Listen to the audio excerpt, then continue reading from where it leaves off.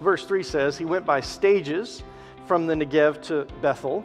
So it just means they would go and they would feed the flocks in an area and then slowly go to the next place, just in stages. It wasn't happening all at once. It wasn't a marathon sprint. That's a funny oxymoron, isn't it? It wasn't a sprint to Bethel. It was more of a marathon with pauses in between.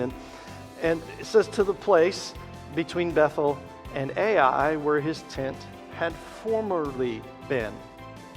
Verse 4 says, as the sentence continues, to the very site where he had built the altar.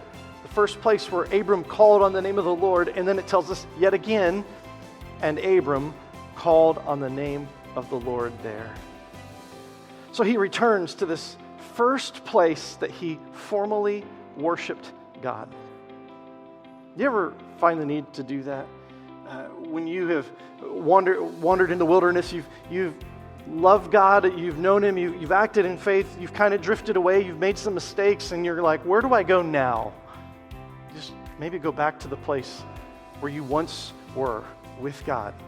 Place where you worship Him, you call on His name, you begin to seek God again. This is what Abram is doing.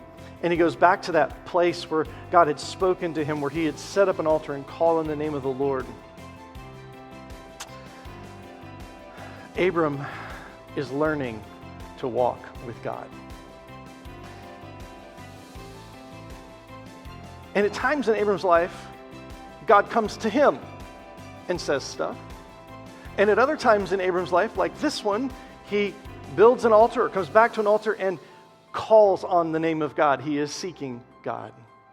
You see, faith is about developing a relationship, a two-way street with God, who is Lord over every part of our lives.